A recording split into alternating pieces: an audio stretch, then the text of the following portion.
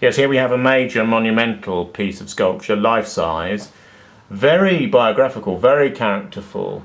The classicizing and heroicizing elements are downplayed, and we have a certain representational portraiture in stone and, of course, in 3 dimensions. This is in Westminster Abbey, and it's of the reformer and anti-slave trader William Wilberforce. Now, this piece, which is very characterful, and you can sense the rather liberal-minded, Whiggish sensibility of this very upper-class gentleman of his era, influenced by humanism, Enlightenment, and post-Renaissance ideas, as well as the dawning of the high liberalism of the Middle Victorian period, as well as extremely Christian sensibility as well. Nevertheless, there's different ways of looking at Wilberforce, because many slave owners of the time wanted to introduce a mass class of black slaves beneath the white proletariat in Britain. So, paradoxically, and in a rather revisionist vogue, it is possible to see Wilberforce as a man who may not have wanted this, but he did preempt the creation of explicit multiracialism in Britain by maybe 120 odd years before it actually began to get underway in the middle of the 20th century. Here we have very much a classical image from the same period, the 1700s, late 1700s, Venus, by John Deere. Aristocrat would have commissioned this. We see her stroking the head of a horse, but a rather serpentine sort of looking horse. Again, quite an erotic piece, a nude. You're a Philistine if you're against it. It's a very important point here. In nearly all Indo-European or Aryan art, there's a strong concentration on the body and on the physicality of the body and the sexual delineation of the body, it has to be said, particularly in 3 dimensions. And this is very much the pre-Christian tradition of the Hellenes and of the ancient world. This corporeal element, this purely bodily and physical element, is at the core of Western art and Western sensibility, in complete contravention to the Islamic civilization, for instance, which completely disprivileges the depiction of the face, the hands, the body, and believes that all corporeal images, whether 3 or 2-dimensional, are non-transcendental and erotic, and therefore are forbidden. Extreme forms of Orthodox Judaism, which disprivilege art, are the same. You see in this tradition a very strong element of core Western art, strong enough even to resist some of the critical and censorious blandishments of Protestant Christianity. Yes, this is a slightly sentimental piece in mock classical vogue. It's by a female sculptress, Anne Seymour Damer. It's of the dogs. It's very Victorian in sentiment, if you like. It's a sentimental piece about 2 dogs. There's nothing really much more to say about it than that. It does relate to the sort of art that Landseer produced in the middle of the Victorian period, and in sculptural terms, Landseer did the lions in Trafalgar Square that face away from the column, with Bailey's form of Nelson, triumphant and heroic, at the top of the column. The whole thing originally conceived by the architect stroke sculptural designer Railton. Yes, here we have a monumental piece in St Paul's Cathedral by the famous sculptor John Flaxman, best remembered now in art history as a close friend of William Blake, who was then very obscure. It's a heroic image of a British marshal and naval hero, but again you notice the overwhelming desire to classicise. Britannia is behind him with the trident. Various heroic maidens and sort of nymphs reach out to him in stone. It's an absolutely enormous piece. Imperial lions exist to one side, looking slightly sleepy.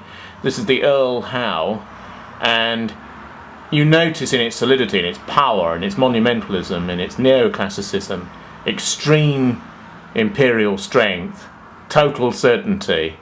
This is increasingly the sculpture of the nation-state that believes it's born to dominate the planet. Here we have a piece of high classicism, or neoclassicism. It's in Flaxman's spirit. It's just on the cusp of the Victorian era in the 1830s. It's Narcissus as he stares down at a mirror or water, of course, in love with himself. A naked male, highly Hellenistic and late Roman imperial, It's part of what will become the quintessential sculpture of the Victorian period, as chronicled by a historian called William Gaunt in his 2-volume history called Victorian Olympus. This was very much the tendency that the Middle to High Victorian period wanted to exemplify, particularly in what might be called establishment or top-down art. It was the belief that we were the inheritors of the Roman imperial tradition, that we were the new and the greatest empire since Rome, that we were increasingly coming during this period to dominate at the best a quarter of the planet. And this was the art reaching back 2,500 years to the classical dawn of our civilization. It's also interesting to raise 2 cultural points here. The first is that this tradition sees Britain as the inheritor of the classical world without any equivocation.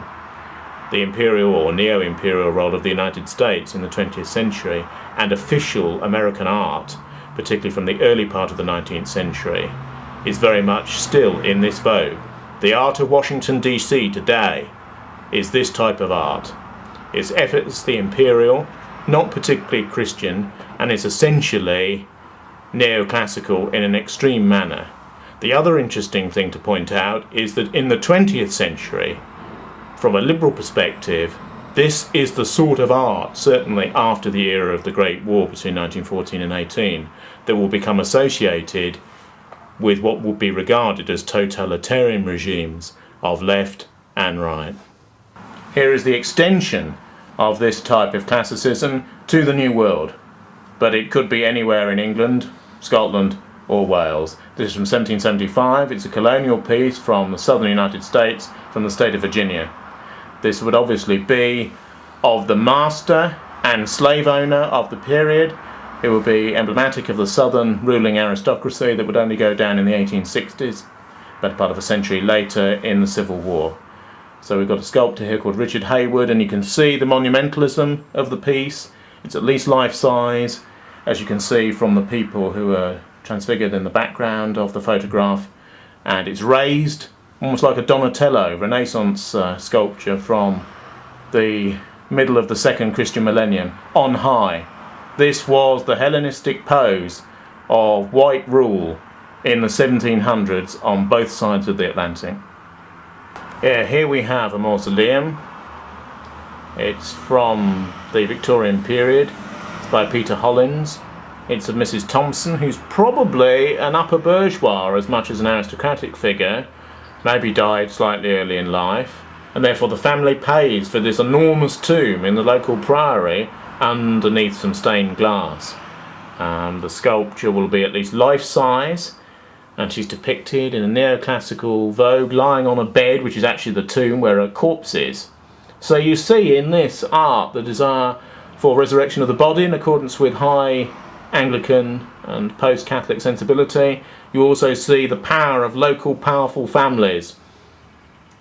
We're seeing a situation where it's not just the monarchy, it's not just the aristocracy, it's not just imperial rulers who think of themselves in this way, but it's major provincial families within England, in their own areas and localities, squires and so on, who want to see their corpses and their memories of themselves and their wives done up as if they were the consorts of Roman emperors. It's again from the middle of the 1700s. It celebrates provincial strength and aristocratic license. It's of Sir Jacob Gerard. It's from Norfolk in the east of England. Here we've got a sculptor who gives a rather solid classical and three-dimensional representation to a provincial aristocratic family. One is reclining and lying, presumably in death. Others adopt a Roman imperial pose around the near corpse. It's again part of this transfiguring desire to see people in a Romanesque and imperial manner, completely out of keeping with the society in which they're living. But it's this desire to see themselves as the repository of the Roman imperial and Hellenistic culture of well over 2,000 years before.